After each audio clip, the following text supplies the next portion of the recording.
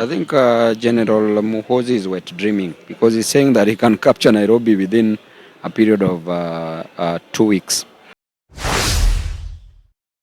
Babu Wino, a very important thing has been happening online. Tumeona General Muhoozi ameanza kusema maneno hapo, amekuwa on a rant on Twitter na tumeona you've made a comment about that.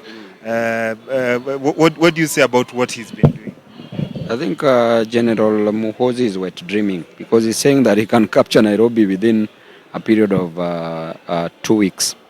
So that is uncalled for. Kenya is a sovereign state with its sovereignty managing itself and the self-independence. So I don't think the intimidations that he's giving us is called for. They are totally uncalled for. And I think that is an overambitious person, the overambition of an ant climbing the legs of an elephant with the aim of raping it. And that's next to impossible. He cannot and shall not and must not dare Kenyans. Yes. As a parliamentarian, do you think this is provoking Kenyans and to see and what we can do? I think that is foolishness. That is gibberish, foolishness, and absurdity, and balderdash. Yes. And we've seen the CS nominee Mutua has made a comment and said that the Ugandan foreign ministry released a statement, but they were not clear on it. Do you think they should stand firm? The government should stand firm and maybe summon the ambassador? It's not even about summoning the ambassador. It's about standing firm and protecting the sovereignty of Kenya and Kenyans. Yes. Okay, and probably as members of parliament, do you think maybe you're going to petition the government maybe to do something about it, or you? That's what he said. I think that is now hot air. What he said is hot air. So I don't need to give time where it's not needed. That is a waste of my precious time, and I think ignoring is better than concentrating on it.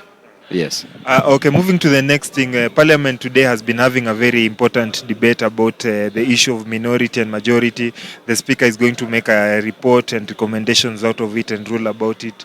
Do you think this is just politics, or is just an issue that can be resolved once and for all, and the people who are the rightful majority declared?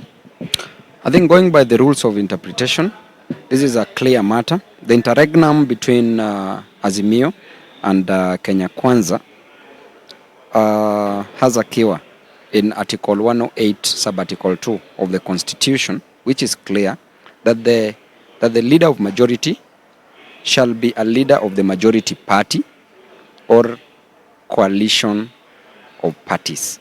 So only interpretation of that is very viable and important. And in interpreting that, the Speaker should use the fundamental rules of interpretation, which are the literal rule, the golden rule, and the purposive approach.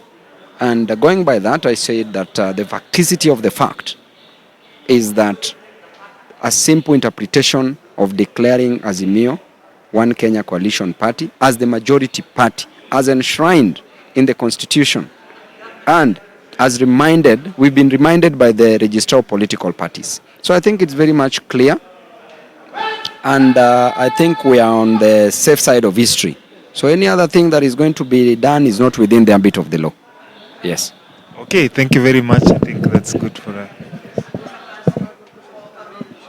We've seen those a list of clubs that will be closed anytime soon. Maybe you have been one of those clubs, I think they should not be closed because they're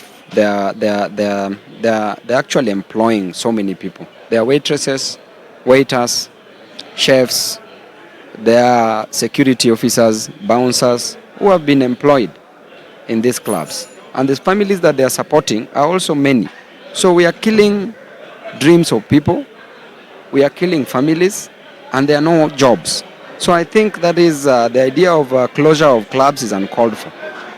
So they should work within the laws, of course. There shouldn't be noise pollution.